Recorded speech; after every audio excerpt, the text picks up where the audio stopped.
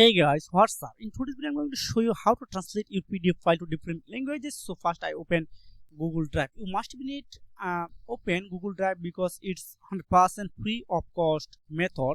Now click on plus icon. Then you need to upload your PDF targeted PDF file. So this is my PDF document. So now open. So again upload. So you must be need upload on here. Then now open this file.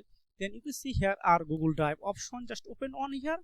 So here are the main things you need to do. You can see this 100% English languages. So as is maybe a news on USA.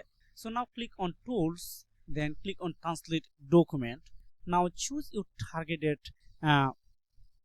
languages. So again purpose I click on Arabic. Then click on translate. Wow, it's going to be another.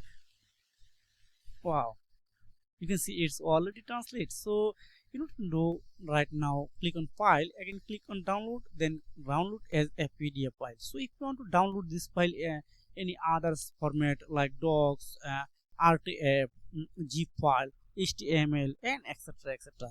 So I click on only PDF, so it's already going to be downloaded on my computer. This is super easy. So you can see how I translate a PDF file to different languages using free method.